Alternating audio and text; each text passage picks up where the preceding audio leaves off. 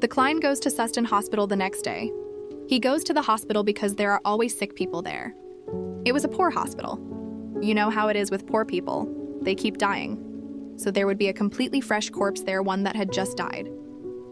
The client goes into that morgue, uses a whistle, and 2 minutes later, indeed, a corpse rises. So yes, if the corpse hadn't been properly treated with some ritual or preserved, it will rise with that whistle. What do you call it? Under the effect, the client makes that corpse and the others sleep instantly with 2 or 3 slumber strikes. Then he saves the caretaker and gets out. Meanwhile, Audrey finds Len's photo at Audrey Gland's house by showing Force and tells her to find out about him and report back she'll get £100. Force tells Ordery that Len joined a gathering where the spectator and telepathist formula was brought, meaning that in that gathering there must be a psychology alchemist because that person would have brought the formula. So Force will take Audrey to that gathering next time. Gland wants the formula because he wants to become an apothecary, but he can't get it. Now on the other hand, about Klein, he goes to the Keelak Club. There he meets Talim. Talim was the one who recommended him. Talim says he has a friend who actually needs a detective for protection, like a bodyguard. Will you do it? Klein asks. Oh wait, Klein isn't Klein now. He is Sherlock Moriarty, right? So yes, Sherlock agrees. But Talim says first he wants to check if Sherlock can handle himself in a physical test. He learned fighting himself and wants to test him. Klein says okay. So Sherlock has a small friendly sparring match with Talim. Sherlock gently but quickly wins, and Talim says, okay, you're skilled. I'll introduce you to my friend who needs your help. Talim brings Mike Joseph, a reporter. Mike says that recently there have been a series of mysterious incidents in the city involving 11 women, only women. Klein already knew this from the papers. Remember once when Klein and Sharon were passing Bravehearts, they saw a woman in a carriage who had been found in one of those cases. She was also part of this pattern. So someone is targeting women and secretly taking certain things from the bodies afterward. Mike has already investigated many things about this. All the girls had one common link. Most of them used to be street girls but later got proper jobs like maid or tailoring work. Except for one girl, the youngest 16-year-old Sabir. She was still a street girl. In the 10 other cases, the women had left street work. In one case, the girl was still in that life. Mike believes this one case was done by someone else, a copycat, so it would look like the same person was behind everything. Mike is going to the place where many street girls work, especially where Sabir worked. That place is called Golden Rose. Many girls work there, and Mike needs to interview them. The area is risky, so Mike needs Klein as protection. Mike will pay £1 if nothing happens. If things get tense and Klein has to step in physically, he will pay £5. Mike asks, will you come to Golden Rose and keep an eye out while I ask questions? Klein says, 1 minute, I'll wash my hands, and then checks divination. It gives a positive answer. Klein agrees. They meet in the evening and reach the Golden Rose brothel. Golden Rose has 2 bodyguards. There are many girls, young and old, and many customers talking with them. The place has dancing, music, etc. Mike talks to a young girl, thinking Sabir's friend would be young.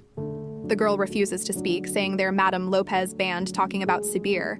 So Mike goes straight to Madame Lopez and shows a reporter ID, but it's a fake ID, and says he's a reporter and must find out what happened.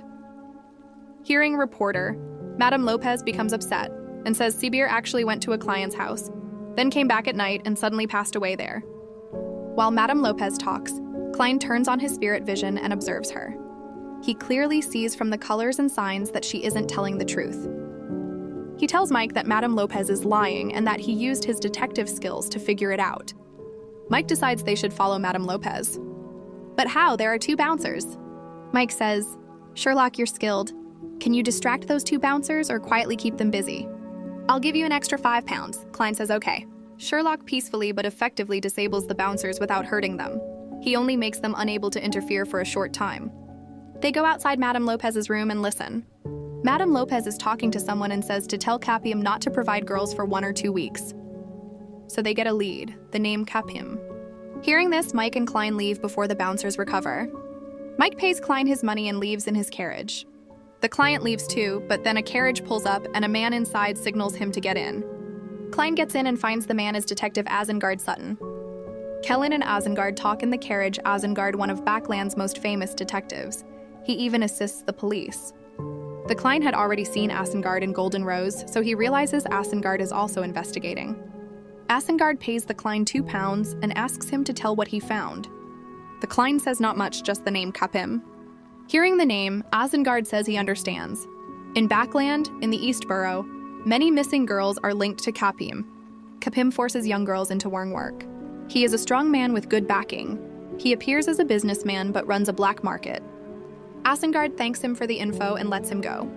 The Klein looks at Asengard with spirit vision and notices Asengard shows very controlled emotions. Either Asengard is an extremely experienced and tough detective who can control his emotions, or Asengard himself is a biter. A biter is someone who suppresses emotions. The Klein wonders, if Asengard is a biter, how does he work with the police? He's not tied to any organization. Anyway, the client walks to Braveheart's bar and meets Caspers and asks about Merrick. Casper says Merrick isn't coming around these days. When the Klein mentions Merrick's name, some people at the bar turn to look. The Klein thinks Merrick must be part of some organization, maybe the Bodyguard and others who ran from that organization and settled here. So it's possible those organization people now hunt Merrick and Miss Bodyguard. That's why people stared when his name was mentioned. For now, the Klein leaves. The next morning, the Klein sees an advertisement for the Beyonder gathering in the newspaper, an Arnenist Farms ad. He recognizes the numbers and figures and realizes the gathering will be at 8 p.m. that night. The Klein had been to this Beyonder gathering before as Sherlock Moriarty, wearing a hood and keeping his face hidden but still recognizable by his size and voice. This time he wants to change his appearance a bit so people don't recognize him as that same man who had come recently. He alters his look, grows a beard, changes height a bit, changes gait, wears heels something so he looks different. He goes to the Beyonder gathering in disguise, wearing a mask and hood, and changes his voice. He first offers 2 formulas for sale. 1 Bard formula and 1 light supplement, the same Sun Pathway sequence 9 Bard and light supplement. He asks £220 for the Bard and £450 for the light supplement. The apothecary, the fat one, says he will take them and starts his usual chatter. Another man says he'll buy but offers £200 for the Bard and £400 for the light supplement. The Klein says deal, but adds a clause. You cannot resell these formulas inside this gathering, you may sell them outside, but not here. The man agrees. The formulas must be checked, so they go to the Eye of Wisdom who runs the gathering. The Eye of Wisdom takes the client's formulas, removes a ring, and when the ring is taken out, the client feels something odd, a sealed artifact effect. The ring had lots of tiny diamonds. The Eye of Wisdom wears the ring and touches the formulas. A golden glow emits, very bright, confirming the formulas are genuine. This is some kind of notary that confirms the thing's authenticity and weight, perhaps a sealed artifact like 2881. After that transaction, the apothecary mentions that last time someone asked him for 4 bottles of sedative. He asks if that man came today, meaning the Klein, who had said last time he'd return for 4 bottles. But the Klein is now disguised, so he says nothing. The apothecary mutters grim stuff about people dying. Remember, the world wants a bitter weapon, a powerful weapon for Sun, and one of the main reasons the client sold the Bard and light supplement formulas was to raise funds to buy that weapon. At the gathering, a woman who always sells weapons comes with 2 new items. The first is the Whip of Slowness. With it, you can slow an opponent. They become very slow. But it doesn't work on ghosts or rats. The client thinks that Whip won't be useful against Sun because in the City of Silver, Sun fights mostly monsters, demons, and spirits. So it's useless. Its price is £450. The second weapon is the Axe of Hurricane. Whoever wields it gains speed and agility. They can run faster. If you attack with it, you have a 15% chance to add numbing effect and a 5% chance for a lightning strike conjuring a bolt. If natural lightning is happening, that chance rises to 50%. Its cost is £550, or it might be a barbarian formula. The Klein thinks this weapon is perfect because in the City of Silver, the weather is controlled by lightning lots of. Lightning makes it day-like. Less lightning makes it night-like. So the axe will be very effective there. He says he'll take it. Another man begins bidding, and the price rises to £560. The other man stops, and the Klein secures the Axe of Hurricane at £560. After buying, many trades happen inside the gathering. Someone is selling a corpse collector formula for £230. Interesting, because this formula is commonly used by a night goddess in churches. But sequences leak sometimes, and people sell them even at wild gatherings. The Klein also asks for a complete spinal fluid of a dark pattern Black Panther, an ingredient for a potion, and offers a payment other people can't match, but nobody here has it. The apothecary sells his potions and the gathering ends. The apothecary also says he informed the police about the beast wandering in the swine area, but there's no new update. The Klein returns home happy that no one recognized him at the gathering, because he feared Eye of Wisdom might identify him. But the Eye didn't recognize him. His disguise worked. The Klein got the Axe of Hurricane to give to Derek. He says it's from the world. That was for the sacrifice ritual or whatever ritual he gives to his tarot club members. He organizes it and then gives the axe to Sun. Derek is happy to receive it and promises to get the ingredient the Klein needs soon.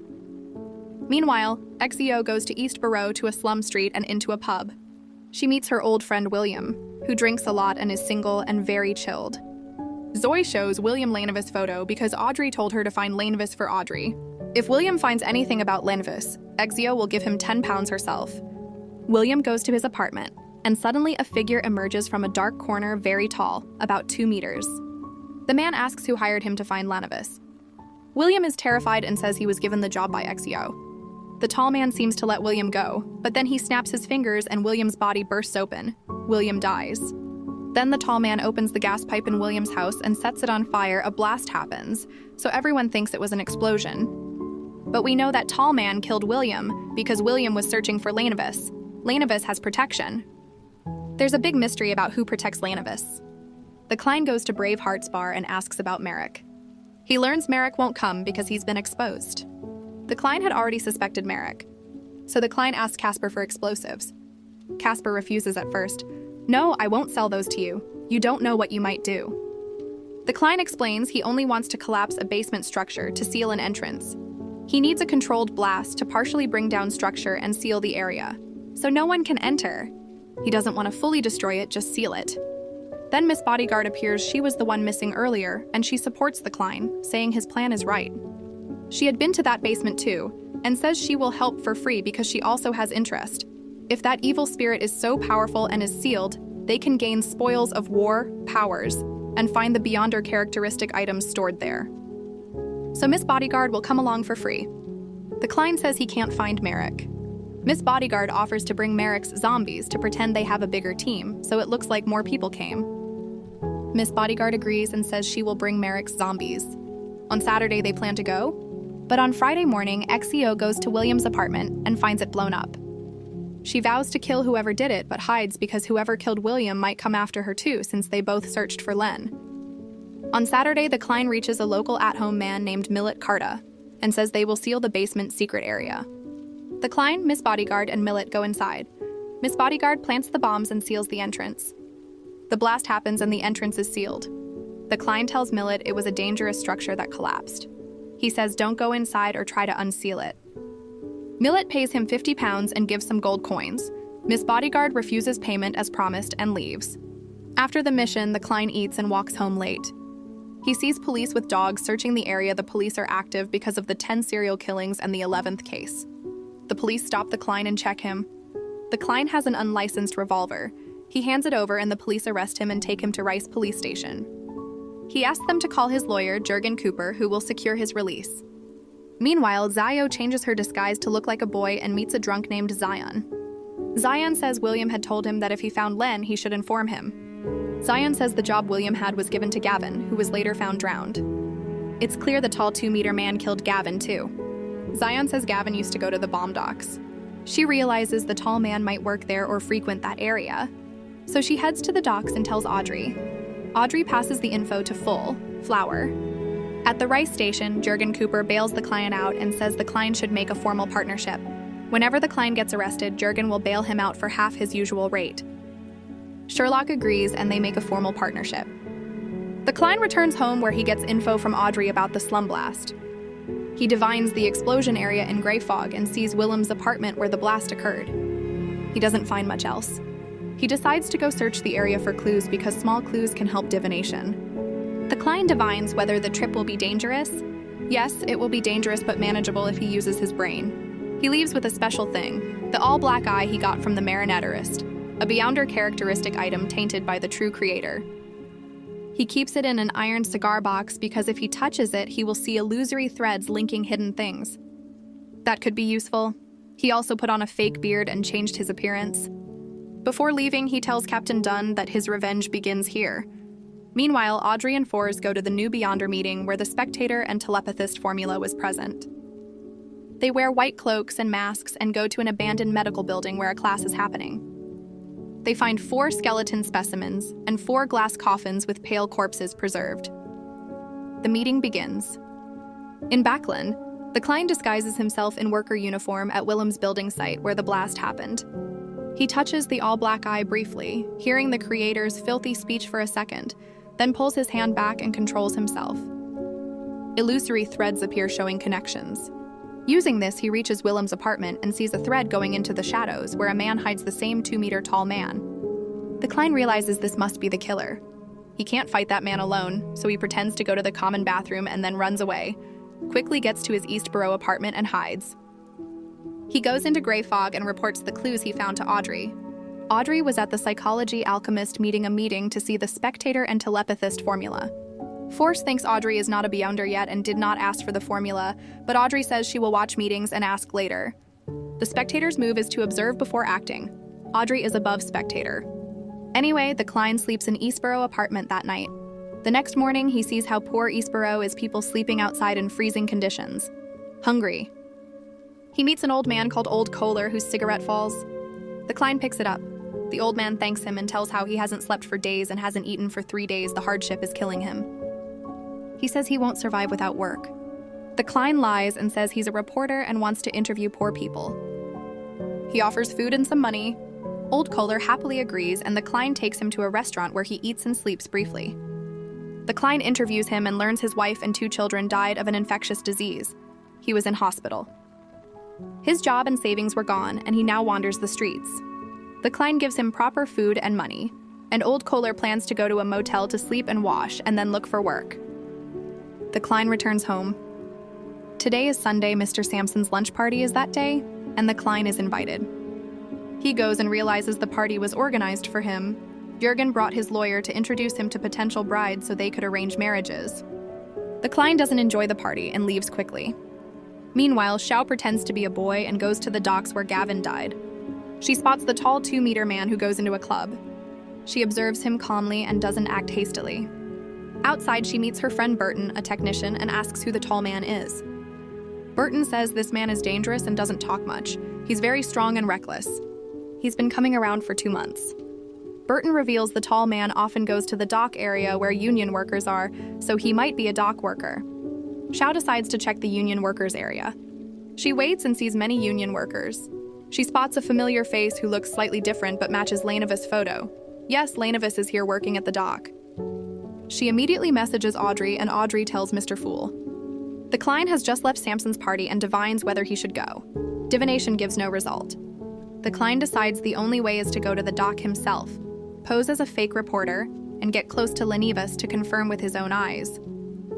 He will borrow a fake reporter ID from Mike. At 3, the Klein reaches the Eastbaum docks as a reporter. The guard initially refuses entry because reporters usually write against the union, but the Klein persuades him he will write in favor of the workers. The guard directs him to Mr. Rand, the media supervisor. The Klein meets Mr. Rand and tells him he'll write positive articles to help the union. Mr. Rand says okay, but will be present during any interviews. Some workers come, the Klein interviews them. Among them, one man immediately catches the Klein's eye. His skin is slightly tanned, a bit of facial hair. Different look, it's Lanevis. As the client approaches Lanevis, an uncontrollable feeling comes over Klein, like he wants to laugh. He runs to the restroom and laughs loudly and uncontrollably, even vomits from laughing. This happened because Lanevis' body gave off an aura of the true creator. The Klein feels this aura and is sure this is the true creator's presence. He regains control and finishes the interviews, then leaves. While leaving the docks, he sees Isengard get out of a carriage and ask, "Why are you here as a fake reporter?" The Klein lies, saying he was investigating Sibir's death. Isengard accepts this, and the Klein goes home and tells Audrey he has confirmed Lanevis' identity. He asks Audrey to notify the Church of Evernight to capture Lanevis and warns them that the true creator's godhood is present in him, so they should prepare carefully. Audrey gets the message and realizes that the small mission she gave Mr. Fool actually involves the true creator, meaning Mr. Fool is very powerful like a god. She passes the message to Xiao, who upon learning the true creator is involved in the case she is handling, becomes extremely worried and anonymously informs Nighthawks. Now you might ask why the Klein didn't take revenge himself on Lanavus when he found him. The Klein is sequence 8, and Lanavus contains the true creator. Lanavus is heavily protected by the Aurora Order, by joint bodyguards and perhaps many Beyonder, so the Klein cannot fight him alone. The Klein decides to have Nighthawks take revenge instead. At least then he can watch. At 11 miles, the Klein goes to the East Dock area where there's a clock tower overlooking the dock building. He climbs to the top to watch because Nighthawks will come and a fierce fight will happen. Klein wears a clown mask, a happy clown mask. Suddenly he sees a large airship approach, silently sounds muffled by Beyonder magic. The airship, however, is about 10 meters above the ground, low enough the Klein can see everything from the clock tower. The airship supports 3 Beyonder's knights from Nighthawks who come to take Lanavus down. They are led by Kristet Sesamir, who wears red gloves, part of the Red Gloves. If you remember Kristet, he's the one who gave the Klein the clown potion in the first book. They bring 2 things, a sealed artifact 163, a mirror, and a bone sword that shines. They bring these into the building and meet Joint, the tall dock man, first. Joint used to be a rose bishop. His powers were flash. He planted flush bombs in normal people so their blood would burst, and the blood could be used to attack the 3 Beyonders from Nighthawks.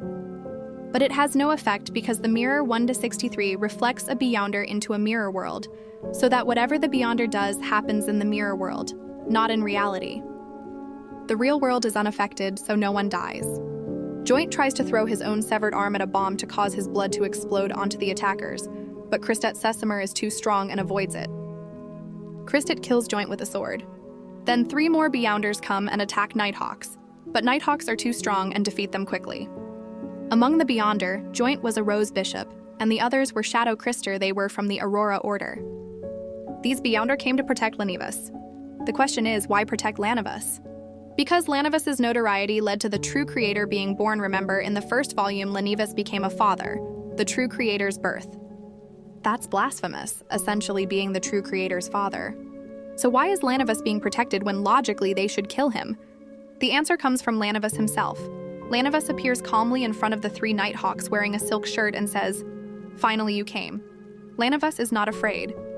He opens his shirt and his chest shows flesh and blood, and a hand-hanged man symbol like the true creator's sign emerges. The true creator is growing inside Lanavus. As he opens, the true creator manifests and strange sounds are heard.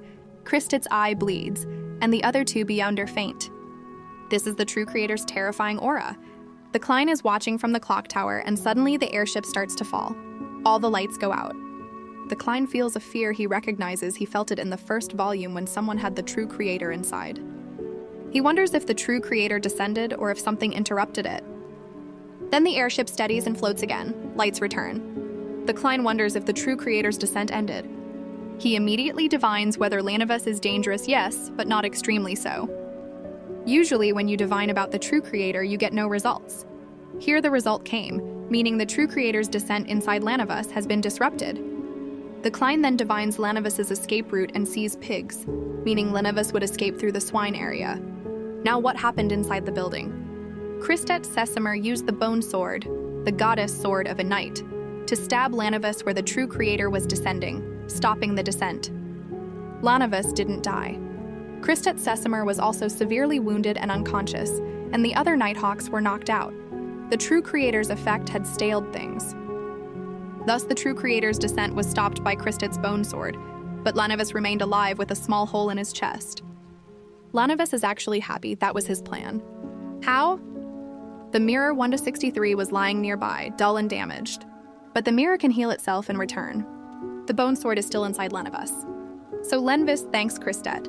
If Kristet hadn't come, Lanavus would have been saved by the mirror and the creator would fully descend. Lanavus admits he actually was the vessel for the true creator. The creator had secretly implanted a seed in Lanavus while he was in Lenviston City, so the true creator didn't only try to descend through Megos' pregnancy. The true creator had secretly seeded inside Lanavus's body too. Lanavus says Megos' child was just a distraction. The true creator had been prepared to grow inside Lanavus's body. The true creator grows stronger where there is much sorrow and pain. East Barrow is perfect for that, so Lanavus was forced to stay there, and as the true creator grew inside him, the Aurora Order monitored him tightly. When Lanavus planned to escape, they forced him to remain under watch.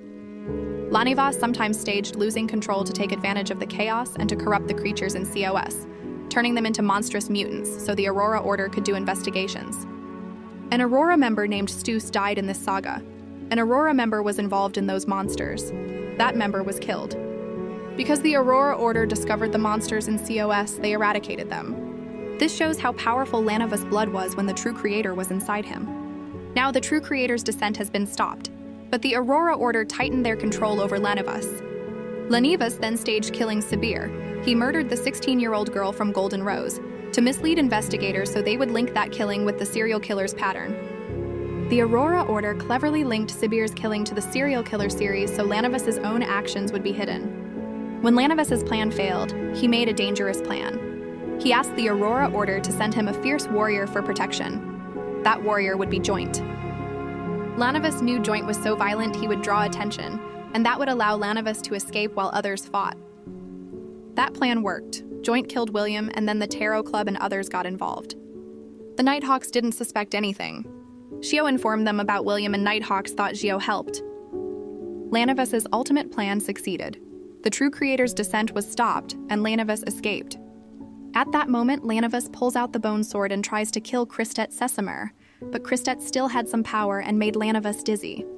Lanivas realized they could still beat him but were too subdued. The true creator effect subsides, and the Beyonder and Nighthawks will wake soon. Lanivas decides to flee and throws the bone sword and escapes to CS, Central Station. He thinks he has enough time because it will take 5 to 10 minutes for the Nighthawks to wake. But while running, suddenly a tarot card hits his chest. He turns and sees someone in a clown mask. It is the Klein Moriarty. They begin a deadly fight. The client starts throwing tarot cards and Lanivas dodges. One card hits Lanivas' ankle and it bleeds. The Klein forces Lanivas' movements like controlling him, making him move slowly. Lanivas' movements slow and then he becomes immobile. The Klein throws a final card at his neck, the Devil card, and Lanivas falls. Lanivas uses his powers and the cards lodged in his body all come out. From his wounds, tentacle-like disgusting things begin to emerge. Lanivas tries to defend himself. His hair stands up metallic-like because when the Klein hits him with a tarot card again, those hairs deflect the cards. Lanivas then attacks the Klein with punches and kicks, but the Klein, being the clown, dodges. The Klein senses that Lanivas doesn't fully hold the power he seemed to. The Klein makes a move so Lanivas turns to attack him. Lanivas' punch is extremely strong and a boom sound is heard. The Klein is nearly injured but escapes. The Klein says Crimson, threatening to throw a slumber charm, and Lanivas dodges. But the Klein didn't actually throw it. It was a fake. He activated the slumber charm but didn't throw it. Because Lanivas dodged, the Klein came closer. The slumber charm's effect hits and both Lanivas and the Klein begin to sleep. But the Klein has a special power. Whenever he falls asleep, he instinctively wakes up immediately. So Lanivas does fall asleep, but the Klein immediately awakens and then attacks Lanivas brutally, snapping bones. He takes 2 tarot cards and stabs Lanivas' eyes with them, then finishes Lanivas by cutting his neck. Before dying, Lanivas asks why the Klein killed him. The Klein answers there is no reason, he just felt like it. Lanivas dies and the Klein laughs loudly, crying at the same time because he avenged Captain Dunn's death. Dunn had died because of Lanivas. The Klein laughs outwardly like a clown, but tears flow inside. This is the essence of the clown portion. You must smile outwardly even when you're in pain. The Klein has completed Captain Dunn's revenge. Afterward, the Klein notices many tarot cards scattered around and can't pick them all up in the dark, so he leaves. He finds a small badge on Lanivas and keeps it. He throws the remaining tarot cards onto Lanivas' body and leaves. Shortly after, Kristet Sesamir and the other Nighthawks arrive and see Lanivas dead and badly mutilated. The Klein immediately goes to his east border apartment, throws all items he used in the fight into Grey Fog so divination cannot be done, and also throws Lanivas' badge into Grey Fog. The badge reads, "You can join if you have this item." The Klein will explain the badge's use later. Then he goes to sleep satisfied because his revenge is complete. Nighthawks go to CS where the true creator-related corruption is being treated. A disease affected Kevin, Lanivas' name used at the dock, and they give medicine that makes people vomit a blood-like substance that expels the corruption. Everyone affected is healed. The Klein meets Audrey in Grey Fog and reports that the Aurora Order tried to bring down the true creator but were foiled, and Lanivas was found dead surrounded by tarot cards. Gland is shown all this information at MI9. Audrey realizes it was the Klein's doing because the Klein is Mr. Fool. The Nighthawks hold a meeting where Deli is angry because she wasn't taken on the mission. Deli wanted to avenge Captain Dunn. Christet replies they didn't take her because she's too emotional and they needed critical thinkers. Deli understands but says she would have killed Lanivas. The Nighthawks now investigate and learn that Lanivas was killed by a clown sequence 8. Because the tarot cards were part of some ritual or symbolism, they want to know who tipped them off. They trace it to Gio, who had told them. The Nighthawks also learn that a fake reporter had been at the Union earlier. That fake reporter was Sherlock Moriarty, Klein. Asengard confirmed Sherlock was investigating Seebeer's case. So Nighthawks don't suspect the Klein. The main understanding is the Aurora Order's plan to bring down the true creator was foiled, and the Aurora Order may retaliate. Surveillance must be tightened. So this is what happened on Sunday. Monday morning, the Klein wakes up in a very good mood and does nothing but wait because the Tarot Club meeting is at 3 that day. What will happen at that meeting?